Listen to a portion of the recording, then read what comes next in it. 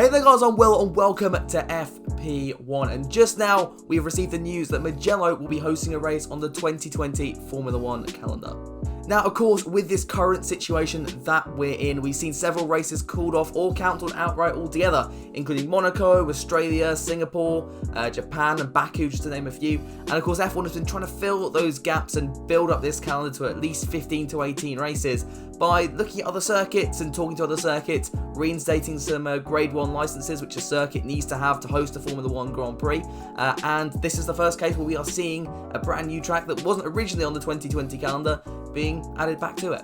Now, this is also going to be a very special race for Ferrari, as due to its place in the calendar, it will be Ferrari's 1000th Grand Prix in Formula 1, and that's no accident as well. Ferrari have been communicating with Formula 1 and Mugello, making sure that circuit is up to scratch and has that Grade 1 license ready, so it could host Ferrari's 1000th Grand Prix if it needed to. So if you think you've heard the name Mugello before, that's probably because it is a circuit that Ferrari own themselves, and it's also a place where we've seen F1 testing happen quite a lot in the past, especially with Ferrari and some of the Italian teams where it's an easier circuit to get to. I think Toyota might have done a few runs over there in the early 2000s as well.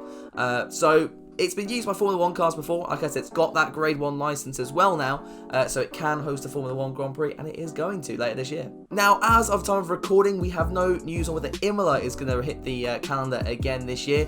They have been talking to F1 for a while now, ever since the Chinese Grand Prix was originally postponed right at the start of this whole COVID-19 situation, and they were kept kind of pushing to get that track back on the calendar. It also received its Grade 1 license a week or so back, which kind of fueled those rumours that it was coming back into the sport.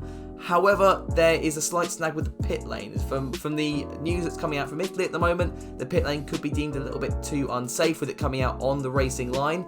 Now, for me, if this is a problem, why have we got circuits like France or even the new Vietnamese Grand Prix where it's a very, very similar situation? Now, yeah, I'm not too sure on that one. Maybe that's just F1 trying to minimise these risks, but yeah, it seems a little bit like double standards to me. Now, Imola, of course, could still end up on the calendar. Now, for me, if it is, it's going to be this race after Mugello. Now, at the moment, looking at the way the calendar's structured, it would be a little bit weird because we've obviously got Belgium, then Italy, well, the Monza Italy circuit, and then Mugello all 3 weeks in a row, making it the third triple header in a row in Formula 1. Now, adding another race in Italy beyond, on top of that, having 4 races in a row, for me, seems a little bit of a stretch. So they'd had to wait a week and then do Imola. Maybe that can still happen, but for me, I'm just not sure on that. Yeah, personally with me, I think that now Mugello has been confirmed, it was going to be the Mugello or Imola, and I think this means Imola's time, at least to come back onto the Formula 1 calendar, is going to run out. Maybe we'll see it in the future. I would love to see it. It's a fantastic circuit, and we've seen some brilliant races. 2005 was a perfect one. A really good example there of, Schumacher versus Alonso, the changing of the guard. But yeah, sadly, doesn't look like Imola's going to end up on the calendar this year. I might be proved wrong, and I do hope I'm proved wrong as well. But yeah, we'll just have to wait and see on that one. Now, Ferrari have already held a private test at Mugello with a 2018 car, and the drivers were very positive about the circuit. They said it took a couple of laps to kind of get them up to speed, but then they were very, very happy with the results and very happy with the way the car was performing. So, it could be very exciting. Kind of looking at the circuit layout now, the only kind of snag I see there is that there's not too many heavy braking zones. I mean, turn 1 and turn 10 perhaps, but other than that, it's very much quite a fast-flowing circuit, which is going to look brilliant, especially in something like qualifying. But I do worry with the current kind of technical regulations that we have and the dirty air problem that we currently face in Formula 1 and will still be facing until hopefully the new 2022 regs put that problem to bed, or at least partly. But yeah, I think we could see a slight issue with racing here. But, turn 1, turn 10, maybe there's an opportunity to overtake there. There's also a massive long straight for a big long DRS zone. For me, I think it's probably going to be just a 1 DRS zone circuit, just on the basis that, if I want to play it safe, there's not too many other long straights beyond the pit straight. But hey, I might be proved wrong on that one.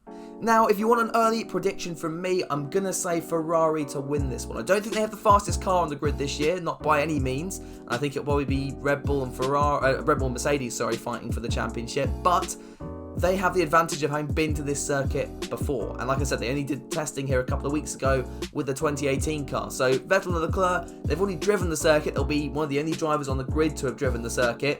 So there's definitely an advantage there. Add on to the fact that, you know, F1 teams, they prepare months and months in advance for these Grand Prix. They're not going to get the same level of preparation this time round, and I wouldn't be too surprised to see a few guys go the wrong way when it comes to setup. So I think Ferrari will win it, but the rest of the podium, and especially the top 10, could look very, very different to what we might see in Austria next week. But yeah, that's all from me today, guys. Let me know what you think to this news down in the comments below, and who you think will win the second Italian Grand Prix of the year. But yeah, with all that said and done then, make sure you do leave a like, comment, and of course subscribe, and I will catch you all in the next one.